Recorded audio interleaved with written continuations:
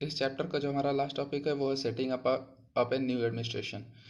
अभी तक हमने इस चैप्टर में पढ़ा कि कैसे कंपनी इंडिया में आई, कैसे इस पहले वो ट्रेड करने के लिए आए थे, फिर उसके बाद कैसे उन्होंने टेरिटोरियल एक्सपेंशंस किए और पूरे देश पर कब्जा कर लिया।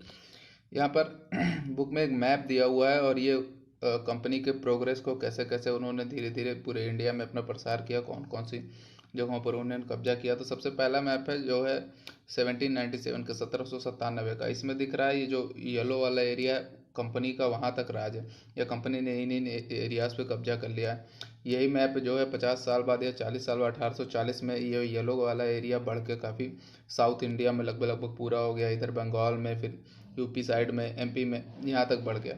और जो लास्ट एक्सपेंशन था उनका 1857 से पहले तक का, उस टाइम उन्होंने लगभग लगभग पूरे इंडिया पे कब्जा कर लिया। इधर इधर सिंध जीत लिया उन्होंने, इधर पंजाब जीत लिया, इधर यूपी, लगभग पूरा साउथ इंडिया पूरा। तो धीरे धीरे उन्होंने कैसे यहाँ से लेके पूरे इंडिया पे धीरे धीरे कब्जा किया ये सब हमने पढ़ लिया। अब जो लास्ट टॉपिक है वो है setting up a new administration. इसका मतलब क्या है कि जब उन्होंने पूरे देश पे कब्जा कर लिया तो अब मतलब क्या था कि कंपनी को पूरे देश पे शासन करना था। तो शासन करने के लिए एक विधिवत कोई व्यवस्था होनी चाहिए, कैसे कौन कौन से अधिकारी होंगे, कौन कौन से पार्ट्स में बांटा जाएगा, कैसे कानून व्यवस्था देखी जाएगी, कैसे प्रशासनिक व्यवस्था देखी जाएगी, उस सारी चीज़ों को कंपनी ने धीरे धीरे सेटअप करना स्टार्ट किया। अभी तक क्या था कि इंडिया में हजारों के आसपास राजा रजवाड़े थे, सब छोटे छोटे पार्ट्स में अपने शासन करते थे और सबके कुछ ना कुछ, सबके अलग अलग नियम कानून थे। कहीं पे राजा ही न्याय करता था, कहीं पे कोई काजी न्याय करता था, कहीं पे कोई मुफ्ती न्याय करता था, या अलग अलग क्राइम के अलग अलग सजा थी लोगों की हर स्टेट में या हर राज्य में। अब क्या हुआ, चूंकि पूरे इंडिया पर लगभग लगभग ब्रिटिशर्स का शासन हो गया। इसमें सबसे पहला नाम आता है वॉरेन हेस्टिंग्स का, जो कि गवर्नर जनरल था 1773 से 1785 तक। वो पीरियड था जब ब्रिटिशर जो है अभी भी पूरे इंडिया में अपना एक्सपेंशन कर रहे थे। तो इनका नाम जो है, या वॉरेन हेस्टिंग्स का नाम काफ़ी महत्वपूर्ण है पढ़ना हमको। इन्होंने पहले तो कंपनी के रूल को एक्सपेंड करने में काफ़ी हेल्प की, एक सेनापति भी थे। उसके बाद इनको गवर्नर जनरल बना दिया गया। अब गवर्नर जनरल क्या होता है, जब कंपनी ने पूरे इंडिया पर लगभग लगभग कब्जा कर लिया तो ये काफ़ी बड़ा क्षेत्र था, इस पर बैठकर शासन करना एक मुश्किल काम था। तो इसलिए इसको आसान बनाने के लिए कंपनी ने अपनी पूरी टेरिटरीज को, इंडिया की सारी टेरिटरीज को तीन प्रेसिडेंसीज में डिवाइड किया, तीन पार्ट्स में डिवाइड किया, जिनको तीन प्रेसिडेंसीज कहते हैं। पहली प्रेसिडेंसी थी बंगाल की, जिसका हेडक्वार्टर कोलकाता में था। सेकंड थी मद्रास और थर्ड थी बॉम्बे। यानी कि तीन एरियाज में बांट दिया गया और यही तीनों इन तीनों जगहों पर एक एक गवर्नर बैठा दिया गया। और वो गवर्नर क्या करता था, अपने एरियाज को डील करता था। और फिर वो उन सबका सुप्रीम लीडर होता था गवर्नर जनरल, जो कि कलकत्ता में बैठता था। तो बाद में क्या किया गया, कोलकाता के गवर्नर जनरल को ही पूरे इंडिया का शासन सौंप दिया गया और बाकी जो दोनों गवर्नर्स थे, बंगाल मद्रास के और मुंबई के, वो उसको रिपोर्ट करते थे। तो Warren Hastings was the first governor general. ये पहला गवर्नर जनरल था। और फिर इसने काफ़ी सारे एडमिनिस्ट्रेटिव रिफॉर्म्स लाए और जस्टिस के क्षेत्र में कोर्ट व्यवस्था स्टार्ट की, जिसे फ्रॉम 1772 में एक न्यू जस्टिस सिस्टम इस्टेब्लिश किया गया इंडिया में। उससे पहले तक क्या था, जो जस्टिस है, न्याय है, वो राजा के दरबार में हुआ करता था। अब न्याय जो है उसके लिए अंग्रेजों ने हर डिस्ट्रिक्ट में दो कोर्ट्स बनाए। पहला था क्रिमिनल कोर्ट, जिसको कि फौजदारी अदालत कहते हैं, और सेकंड है सिविल कोर्ट, जिसको कि दीवानी अदालत कहते हैं। और उन्होंने क्या कहा कि चूंकि इंडिया में शासन करना है और सारे लोग इंडियन है, गवर्न होंगे, तो ये अच्छा रहेगा कि अगर उनको उनके लॉज पे, उनके कानून के आधार पे गवर्न किया जाए। तो उन्होंने कुछ पंडितों को और कुछ हिंदुओं के जो नियम कानून थे प्राचीन ग्रंथों के आधार पर, उसके लिए हिंदुओं को, और मुस्लिमों को जो उनके अपने नियम कानून, अपने धर्म के आधार पर, उनको बुलाया गया। और भारतीय जो लॉज थे, भारतीय जो कानून थे, परंपरागत कानून थे, उनको उन्होंने लिखने को कहा, जिससे कि अगर वो कानून लिखा हुआ होगा तो कोर्ट में जो जज बैठेगा उसी आधार पर फैसले देगा। तो उसके लिए उन्होंने क्या किया था, क्रिमिनल कोर्ट उन्होंने क्या किया, maulvis and Hindu pandit interpreted Indians law for the European districts collector who presides over civil court. जो अब उसके बाद उन्होंने एक नई पोस्ट बनाई, जिसको कि डिस्ट्रिक्ट कलेक्टर कहते हैं। आज के टाइम पे भी ये पोस्ट चलती है, इसे अंग्रेजों ने ही सेटअप किया था।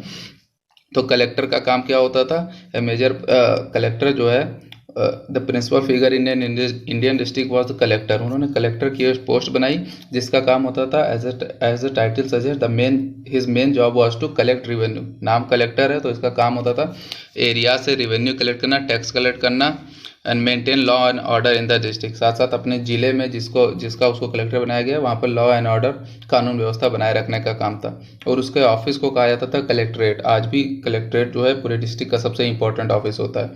His office collectorate became the new centre of power and patronage that steadily replaced previous holders of authority.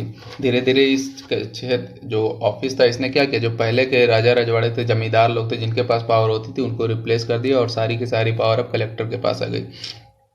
अब जब इनको कलेक्ट किया गया तो हिंदुओं की जो कानून थी उसको पंडितों ने लिखा धर्मशास्त्र के आधार पर। धर्मशास्त्र हमारी प्राचीन पुस्तक है, संस्कृत टेक्स्ट है, जिसमें कैसे लोगों के कैसे बिहेवियर होने चाहिए, कैसा उनका सामाजिक जीवन होना चाहिए, कौन कौन से मान्यताएं हैं, किसको उनको पालन करना चाहिए, वो सारी चीज़ें उसमें लिखी थी।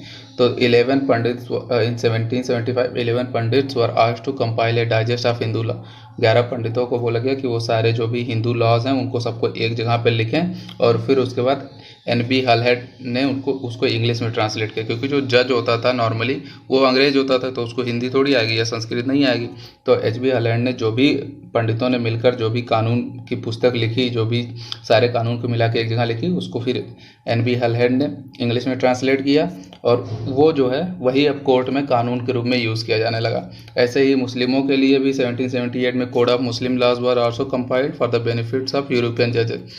मुस्लिम लॉज जो थे वो भी अरबी में थे या हिंदी में थे, जो भी इंडियन लैंग्वेजेस थी या जो लोग बोलते थे उर्दू उसमें थी, तो उसको फिर से इंग्लिश में कंपाइल किया गया ताकि यूरोपियन जो जजेस हैं उनके लिए आसानी हो सके। इसके अलावा 1770 से 1773 का रेगुलेटिंग एक्ट आया, जिसमें उन्होंने एक सुप्रीम कोर्ट की व्यवस्था की। A new supreme court was established while a court of appeal. एक अपील के लिए भी, अगर आपको निचली अदालत से, डिस्ट्रिक्ट अदालत से आप संतुष्ट नहीं है फैसले से, तो आप ऊपर के अदालत में अपील कर सकते हैं। उसके लिए एक सदर निजामत अदालत सेटअप किया गया, दोनों कोलकाता में थे। जैसे आज के टाइम में होता है, अगर आप डिस्ट्रिक्ट कोर्ट में आपको फैसला आता है उससे संतुष्ट नहीं आता, आप हाई कोर्ट जा सकते हैं, हाई कोर्ट से आप सुप्रीम कोर्ट जा सकते हैं। तो वैसे ही ये अदालत दी थी सदर निजामत अदालत, वो अपीली अदालत थी। अगर आप डिस्ट्रिक्ट कोर्ट से संतुष्ट नहीं है उसके फैसले से, तो आप ऊपर के कोर्ट में अपील कर सकते हैं। तो ये उनका प्रशासनिक व्यवस्था थी। उन्होंने कोर्ट व्यवस्था लाई, कोर्ट में क्रिमिनल कोर्ट और सिविल कोर्ट की व्यवस्था लेकर आए। उसके अलावा उन्होंने डिस्ट्रिक्ट में एक नया चीफ, डिस्ट्रिक्ट का नया चीफ बनाया, जिसको कलेक्टर कहते हैं। कलेक्टर का ऑफिस जो है काफ़ी इंपॉर्टेंट हो गया, और कलेक्टर जो है वो क्या करता था, पूरे अपने डिस्ट्रिक्ट की कानून व्यवस्था को बनाए रखता था। किसके हेल्प से? विद द हेल्प ऑफ जजेस एंड पुलिस ऑफिसर्स, जो कि जिन्हें की दरोगा कहा जाता था। पुलिस की व्यवस्था भी ब्रिटिशर्स इंडिया में लेकर आए। उसके बाद सेकंड जो उनका रिफॉर्म है वो कंपनीज आर्मी में कैसे उन्होंने रिफॉर्म किया। तो ब्रिटिशर्स के आने से पहले हमारे यहाँ मुगलों का शासन होता था, और मुगलों की आर्मी मेनली दो पार्ट में डिवाइड थी। पहला होता था कैवेलरी, जिनको कि घुड़सवार कहते हैं, और सेकंड होता था इन्फेंट्री, जिसको कि पैदल सैनिक कहते हैं। तो ये दो सैनिक थे। पैदल सैनिक जो है वो भालाबाजी करते थे और आगे लड़ते थे, और जो घुड़सवार होते थे उनको तीरंदाजी आती थी, तलवार चलाना आता था, जिससे आपस में लड़ाइयाँ होती थी। लेकिन जब समय धीरे धीरे चेंज हुआ, उसके बाद न्यू टेक्नोलॉजीज आ गई। अब लोगों के पास गन आ गए। अब आपको भाले से और तीरंदाजी से, तलवार से लड़ाई जो है वो आपको जीतना मुश्किल होगा, क्योंकि अगर सामने वाले के पास बंदूकें हैं या गोला बारूद है तो वो काफ़ी दूरी से भी आप पे आक्रमण कर देगा और आप कुछ नहीं कर पाएंगे। तो इस कारण से धीरे धीरे जो है उसमें भी चेंज की आवश्यकता हो गई। तो ब्रिटिशर्स के टाइम में कैवलरी जो घुड़सवार वो डोमिनेट करते थे, लेकिन अब चूंकि घोड़े पे बैठा हुआ आदमी ना बारूद फेंक सकता है ना बंदूक चला सकता है, तो इस कारण से धीरे धीरे घुड़सवारों की जो महत्व है वो धीरे धीरे आर्मीज़ में कम हो गया, और उनकी जगह पर जो पैदल सैनिक थे उनका महत्व ज़्यादा हो गया। तो पहले जब मुगलों के बाद, अब पहले क्या होता था, मुगल सेना जो है एक व्यवस्थित सेना होती थी, उसमें कुछ सैनिक होते थे जो साल भर वही काम करते थे, लड़ाइयाँ लड़ते थे और सारी चीज़ें होती थी। तो उनकी संख्या, सेना की संख्या काफ़ी कम होती थी। लेकिन बाद में धीरे धीरे जो रीजनल राजा थे उन्होंने एक नई तरकीब निकाली अपनी सेना को बढ़ाने की, और उन्होंने क्या किया, जो किसान होते थे उनको अपनी सेना में शामिल करना स्टार्ट कर दिया। किसान क्या करता था, किसान साल भर तो किसानी करता नहीं था। किसानी का कोई पीरियड होता था, जब फसल बोना है या फसल काटना है, उस टाइम किसान व्यस्त होता था, बाकी टाइम जो है वो फुर्सत में होता था। तो उस टाइम वो सेना के लिए काम करता था या सैनिक होता था। ये व्यवस्था the company east India company adopted the same method. East India company ने भी ये सेम मेथड अपनाया, और उसने क्या किया, अपनी आर्मी में किसानों को और बाकी नॉर्मल व्यक्तियों को लेना स्टार्ट करते, जिनको कि सिपाही आर्मी कहा गया, जिसकी उन ब्रिटिशर्स की आर्मी को सिपाही आर्मी कहा गया। अब सिपाही का मतलब कुछ नहीं है, सिपाही जो हिंदी वर्ड है सिपाही, उसी को अंग्रेजी में सिपॉय कहा जाने लगा, और ब्रिटिशर्स की जो आर्मी थी वो सिपॉय आर्मी कही जाने लगी। अब इसके बाद जब हम 1857 का रिवोल्ट पढ़ेंगे तो हम सिपॉय म्यूटिनी के बारे में पढ़ेंगे कि कैसे सिपाहियों ने विद्रोह किया। उसके बाद वॉर टेक्नोलॉजी में कुछ चेंजेस हुए, नए नई तरह की बंदूकें आ गई, जैसे मस्केट्स और मैचलॉक्स एक अलग अलग तरीके की बंदूकें थी। मस्केट्स क्या था, एक heavy gun use by infantry soldier, पैदल चलने वाले सोल्जर जो है वो मस्केट्स एक गन का यूज़ करने लगे। और मैचलॉक क्या था, वो भी एक गन था, लेकिन उसमें बारूद भर के पहले उसको जलाना पड़ता था और फिर उसको दागना पड़ता था। तो घोड़े पे बैठा हुआ आदमी के पास इतनी फुर्सत थोड़ी है, वो घोड़ा चलाएगा कि बंदूक में बारूद भरे फिर उसको जलाए फिर। तो इसलिए जो है इन्फेंट्री जो है पैदल सैनिक वो ज़्यादा महत्वपूर्ण हो गए, और धीरे धीरे जो घुड़सवारी का या कैवलरी का जो महत्व खत्म हो गया, और ब्रिटिशर्स की सेना से कैवलरी पूरी तरीके से गायब हो गई। तो ये उनकी नई आर्मी थी। उन्होंने कैसे आर्मी को बनाया, कैसे मॉडर्न टेक्नोलॉजी चेंज होती रही और उसी आधार पे अपनी मिलिट्री रिक्वायरमेंट्स को धीरे धीरे मजबूत किया। इसके अलावा in the early 19th century the Britishers began to develop uniform military culture. Uniform military culture का मतलब क्या था कि सभी जो सैनिक जो हैं वो सभी एक समान हैं। अगर एक साथ रहेंगे, एक साथ खाएंगे पिएंगे तो लड़ाई करने में आसानी होगी, एक दूसरे को समझ के बूझने में, साथ साथ उनमें डिसिप्लिन भी रहेगा। तो ये यूरोपियन स्टाइल की सेना होती थी। यूरोपियन स्टाइल की सेना में हर कोई बराबर था और उनमें डिसिप्लिन जो है उसका ज़्यादा महत्व होता था। और उसी आधार पर ब्रिटिशर्स ने अपनी इंडिया में भी अपनी आर्मी को इस्टेब्लिश करना स्टार्ट कर दिया। उनके कांस्टेंट ड्रिल्स होते थे, डिसिप्लिन होते थे that regulate their life far more than before. पहले क्या है, पहले राजा की सेना में ये लोग काम करते थे और उसके बाद राजा जब तक लड़ाई हो रही है तब तक हो रही है, उसके बाद ये आपस में अपने जिस तरह से रहना चाहते थे वैसे रहते थे। लेकिन ब्रिटिशर्स ने क्या किया, उनको चेंज किया। उन्होंने कहा कि सैनिक जो हैं उनका एक प्रॉपर डिसिप्लिन होना चाहिए, उनका बिहेवियर एक अलग तरीके का होना चाहिए, तभी लड़ाइयों में वो डिसिप्लिन रहकर एक फॉर्मेशन में लड़ सकेंगे। लेकिन इसके साथ एक समस्या भी आई। अब चूंकि ब्रिटेन में सेना ऐसी हो सकती थी जहाँ पे सारी यूनिफॉर्मिटी हो, सब एक जैसे हों, आपस में रहें, खाए पिएं और एक साथ लड़ाइयाँ लड़ें। लेकिन इंडियन सोसाइटी जो है वो कई पार्ट्स में डिवाइडेड थी। यहाँ पे लोग कास्ट में डिवाइड थे, वो कोई ऊंचा है कोई नीचा है, किसी में छुआछूत की व्यवस्था थी, एक दूसरे का छुआ नहीं, खाना इसके साथ नहीं, बैठना है इसके साथ, खाना नहीं है। तो जब ये सारे लोग ब्रिटिशर्स की सेना में आए और ब्रिटिशर्स ने कहा कि सारी यूनिफॉर्मिटी आएगी, सबका खाना एक जगह बनेगा, सब एक जगह खाएंगे, एक साथ ड्रिल करेंगे, तो आपस में काफ़ी प्रॉब्लम्स हुई सैनिकों को।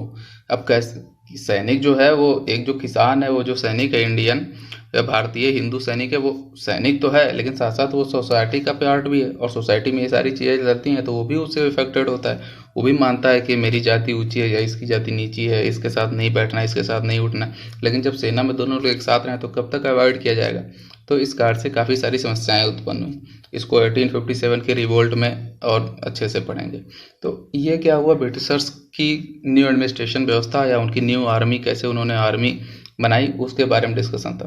मतलब कि अब हमने पूरे चैप्टर में क्या पढ़ा, फ्रॉम ट्रेड टू टेरिटरी का चैप्टर था। कैसे उन्होंने ट्रेड करने आए थे वो ईस्ट इंडिया कंपनी के रूप में, कैसे ट्रेड लेड टू बैटल हुआ, और फिर उसके बाद कैसे कंपनीज रूल एक्सपैंड हुआ। ये सारी चीज़ें करने के बाद जब उनका रूल एक्सपैंड हो गया तो कैसे उन्होंने अपनी न्यू एडमिनिस्ट्रेशन पॉलिसीज बनाई और नया पूरा जो प्राचीन परंपरा थी या पुराना सिस्टम था उसको पूरा चेंज करके एक मॉडर्न सिस्टम लेकर आए। गवर्न करने का डिस्ट्रिक्ट कलेक्टर की व्यवस्था लेकर आए, कम आर्मीज को नई तरीके से इस्टेब्लिश किया उन्होंने। यही सारी चीज़ें हमने पढ़ी। अब इसके बाद एक जो कंक्लूजन में जो लाइन लिखी हुई है कि जब वो आए थे उसके बाद आज तक, मतलब उस करंट सिचुएशन तक, यानी कि 1857 तक, by 1857 the company came to exercise direct rule over 63% of territories.